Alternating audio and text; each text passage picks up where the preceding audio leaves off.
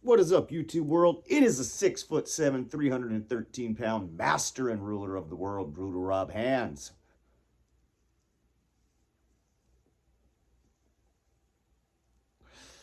Now, I'm not sitting in my gaming chair, so this is not big guy watches. I don't have any eyeliner on, so this isn't a poem. And I don't have my leather vest on, so this ain't a promo. Let's put it this way. I don't feel like doing a watch along tonight. I got to write some poems before I put some poems online. I don't feel like writing any poems tonight. And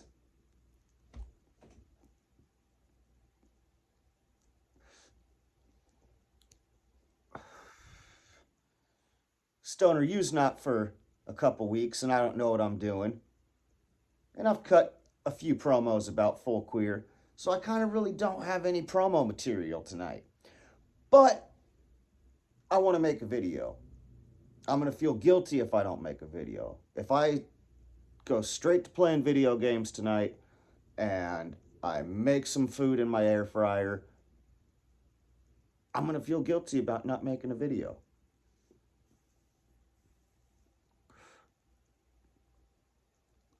So I'm going to do something a little bit different tonight because it just came to my head while I was outside having a cigarette. Tonight, I'm going to tell a story about probably one of the funnest times I had at a wrestling show before I was a wrestler, as a fan. And this wasn't like the show was amazing or the show was great. It wasn't like an awesome show. It was a fun show where we were seated and who I enjoyed the experience with. So I'm going to tell you guys a story. We're going to go back to October. I can't even remember the date. That's what's crazy. That's how much fun I had this night and the stories I have from this night and the things that happened this night that I can remember the exact date that this show was.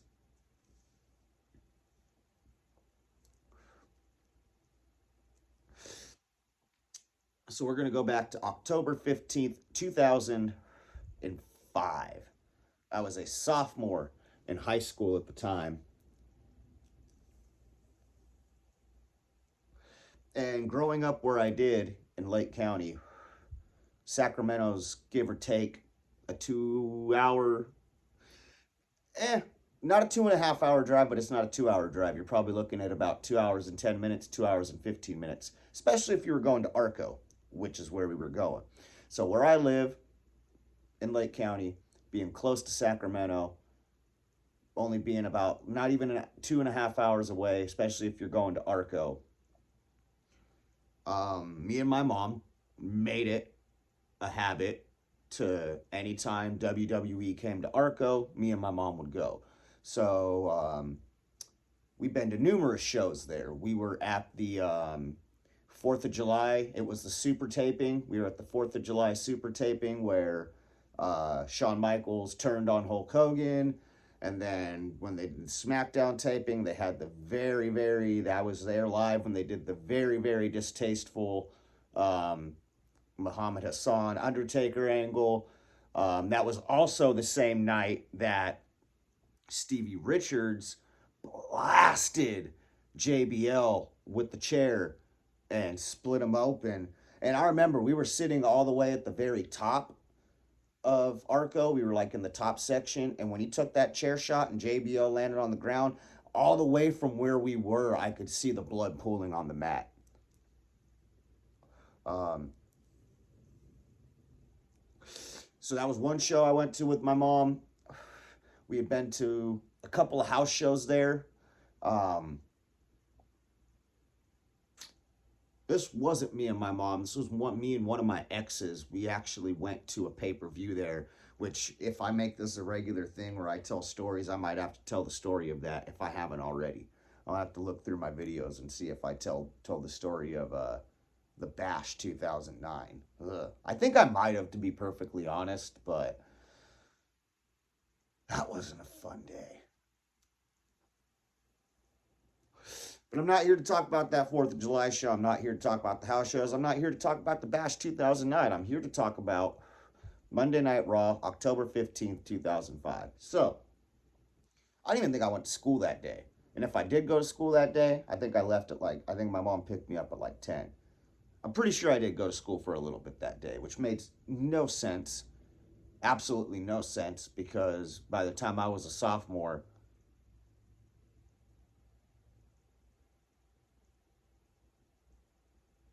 I didn't have a locker because I didn't have no books.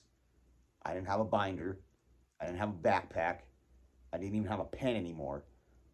I just showed up to school, hung out, and hung out with my friends. And when I was in class, I would just sit there and read wrestling magazines. Probably not the best decision in hindsight, seeing how I make my living fucking delivering McDonald's to people, but no regrets, as they say in that one movie, Meet the Millers. Uh, so yeah, I don't even know why I was at school because I was past the point of even trying to get an education by the time I was a sophomore. Uh, but picked me up from school. Pretty sure we went home. Mom hooks me up with a bunch of joints for the ride there. I was not. My mom was burning at this time.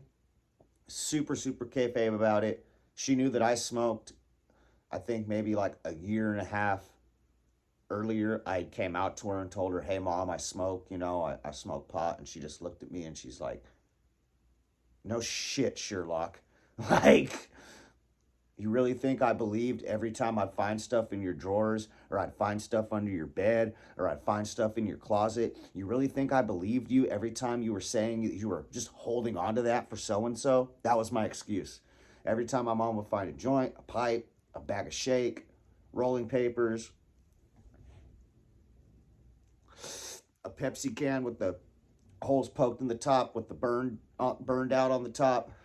Anytime she found one of those, I told her, I go, I was hiding it for somebody, and I'd make people up because I didn't want to say it was my friends that I kicked it with that I would blaze with. I didn't want her to know that they were burning because then she'd, you know, look at them some sort of way. So I would always just like, oh, that's a so and so up on this road that you've never met before. Yeah, I'm holding on to it for him because his mom's gonna freak out, and you obviously don't freak out as much because this is like the fifth time we've had this conversation.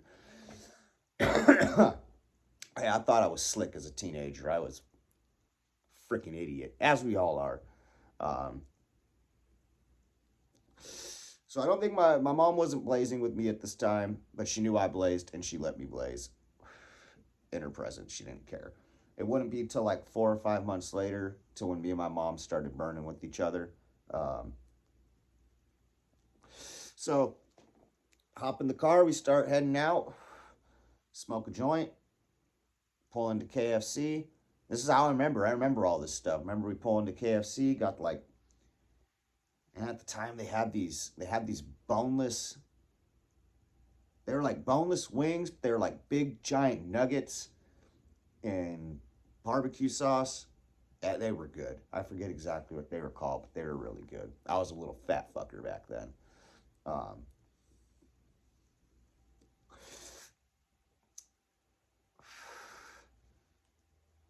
so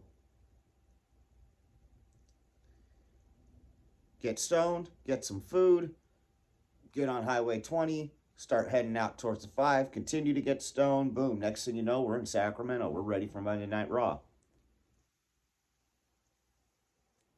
I'm stoned. I'm excited. I got my Austin 316 shirt on. Stone Cold. This is 2005, but Austin was advertised to make a special appearance. So that was like another thing. Like, hell yeah, man. Like, we got fourth row seats. I'm going to see Austin up close and personal. Like, the last time I seen Austin up close and personal, I was like 8 years old. So, like, I was little. Um, and even then, man, even like when you go to a wrestling show and you have like third, fourth row tickets and you're 7, 8 years old, it sucks, bro, because everyone's standing up and you got to go like sit on your pop's shoulders to see anything. Like, so like those memories, a lot of those memories I have as a little kid at wrestling shows are very blurry because like we were either so far up or we were so far close that I couldn't see. So we get there and we got like, so for hindsight for this show, we got like fourth row ringside tickets, like on the corner, fourth row ringside on the corner. So we show up, we're waiting in line to go in, and one of my sister's high school friends was there with her husband, fiance at the time. One of my sister's old high school friends, they were there. And we ran into them in line, talked to them, blah, blah, blah, caught up with them, go into the building. So we get into the building. Now, if you've never been to a Monday Night Raw, especially back in like 2005, they do a dark match. Then they film like 3 Sunday Night Heat matches, and then they would do Raw. So we get to our seats, like I said, fourth row, ringside, but we're kind of like on the kiddie corner. So we're kind of like looking at one of the ring posts. First dark match happens. I think we snuck up a row. We snuck up a row and got a little more close centered. First match of Sunday Night Heat happens. Look around, we sneak up another row and kind of center ourselves a little bit. Second, third match of Sunday Night Heat happens. Now we're like in the third row and we're getting ourselves more and more centered. Sunday Night Heat ends.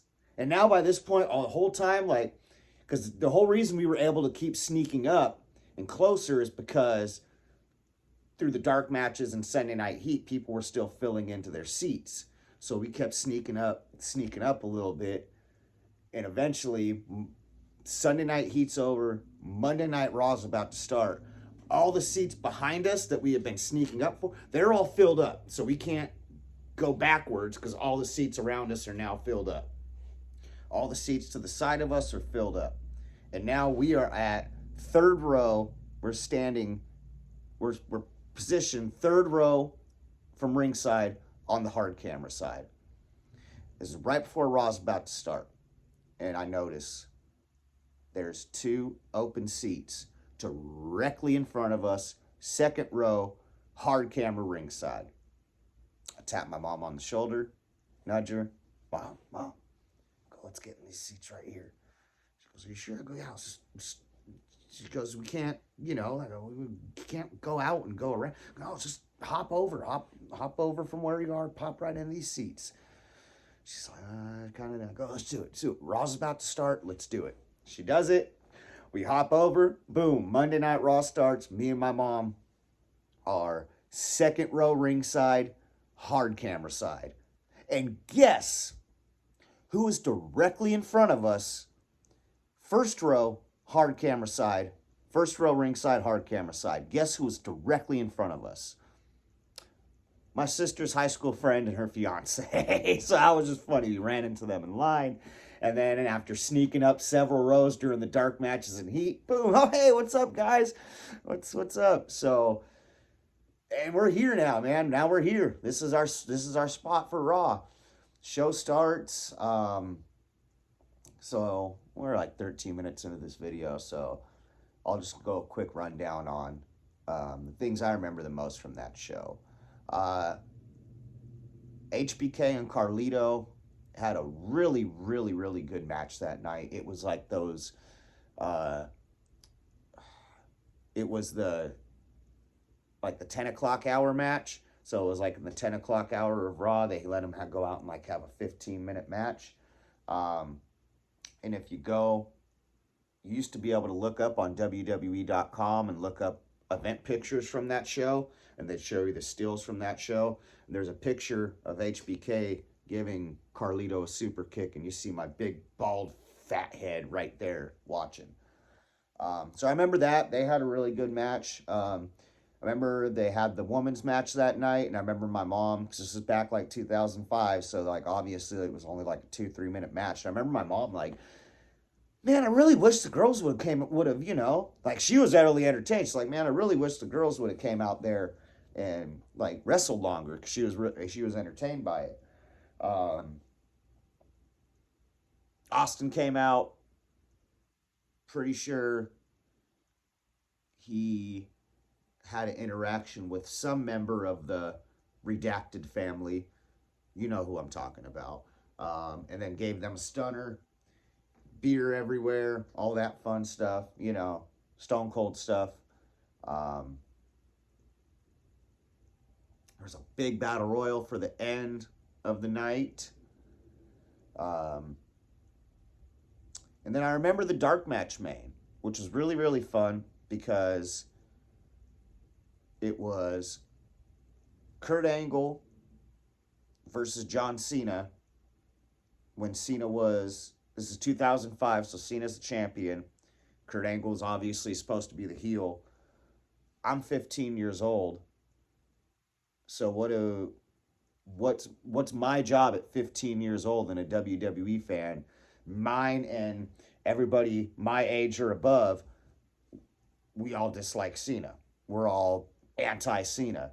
So that's the thing that was really, really fun about that match was for that dark match at that show between Angle and Cena. They went like 15 minutes, 20 minutes. And the crowd made that so much fun because being down there in the front row ringside, you had a big mix of like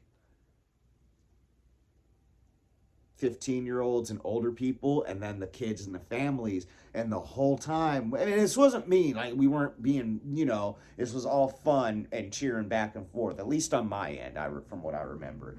And that was just really made that atmosphere of all of the kids in that family down there. They're all cheering hard, and we're all against Cena. And, like, being so close to ringside, like, you could actually feel the wrestlers, Cena and Angle, kind of playing off of all the young teenagers and adults on my end and all the kids and the families on the other end, really playing off of that. I just remember that match being a lot of fun and having a lot of fun. And I just remember it being a really, really fun show. It was, we had great seats that weren't ours, but we took them. We had great seats regardless, but then we made our seats better. It was a fun show. I got to see somebody from my, childhood in Stone Cold. Got to see some good matches. And I got to share it with my mom, Anybody that knows me knows how much I love my mom, how much I'm close to my mom. She's the greatest. So to be able to share those experiences at a wrestling show with her and having a lot of fun. I'm having fun. She's having fun. We're bonding. That's just great to be able to share that with your mom. Cherish those experiences. Now, on to my lovely, lovely, lovely. I love you, Mom. I love you, Mom. Please don't hate me. On to my lovely mother. Show's over. We're leaving. And y'all know how it is leaving an arena, a sporting complex, a stadium, whatever after a show. Takes a minute. And actually getting out of Arco wasn't that bad or anything. I don't, and I don't even know how this happened because it was very random. So, we get out of Arco and pull up to a stop sign. And this is Sacramento, so we were turning right at the stoplight. So there's like 3 lanes going one way. We're in this right turn lane, maybe 4 even, I don't know. We're in the right turn lane, and then there's like 2 center lanes, and then there's probably like a left turn lane right here. So we're sitting there, and I'm smoking. We just left the show. I fired up a joint as we were waiting, weaving through the parking lot at Arco. So I'm just sitting there in the passenger seat, smoking a joint.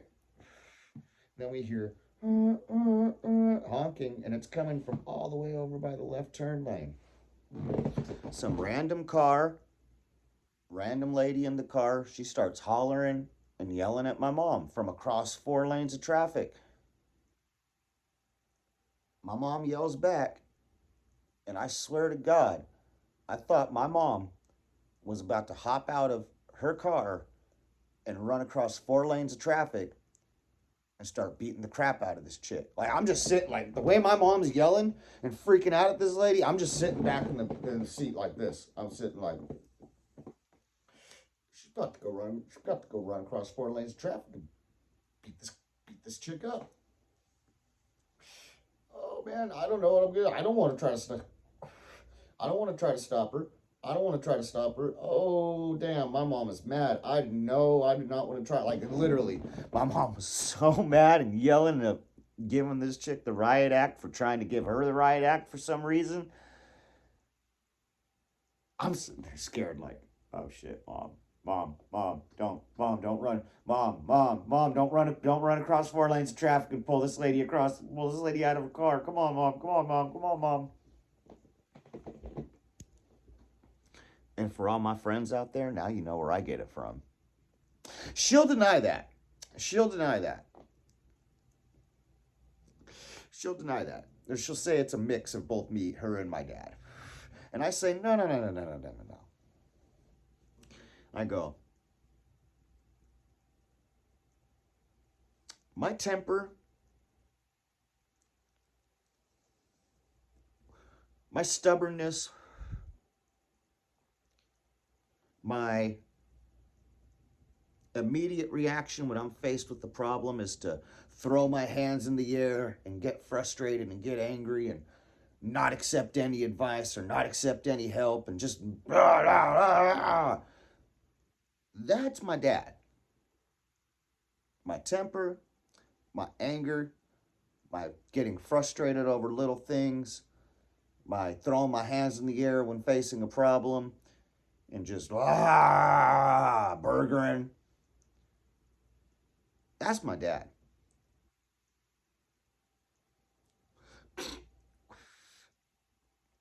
My 0 to 60 to where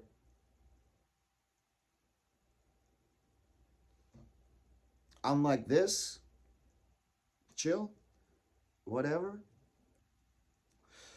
to I got my hands on you 30 seconds later with my eyes like this saying, I'm gonna fuck you up. That's my mom. That's my mom. Like I said, I love you, mom. I love you. I love you. I love you. You know it's true. You know it's true. You know it's true.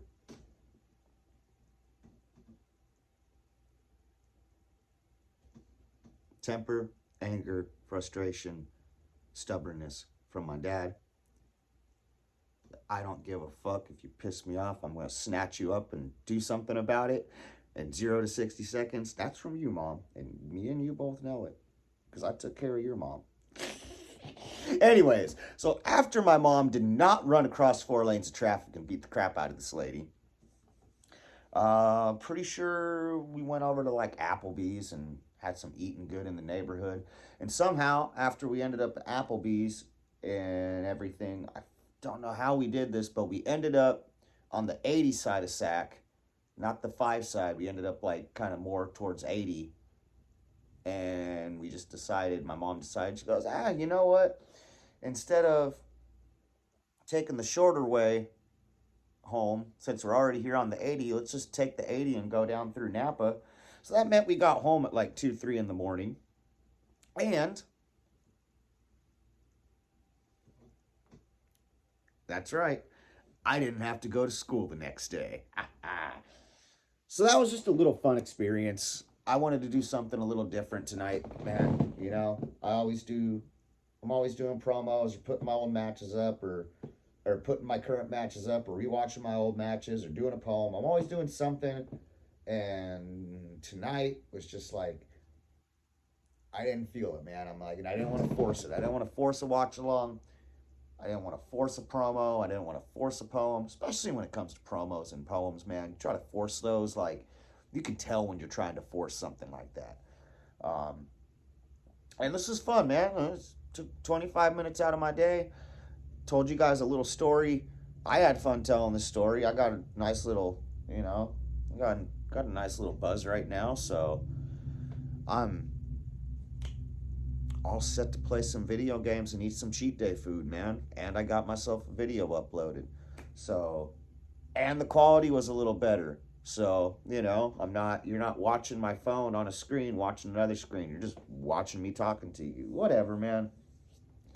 If you're still here at 25 minutes and a half in, please, so I didn't mention it in the beginning, like, comment, and if you have already subscribed, you can still like and comment.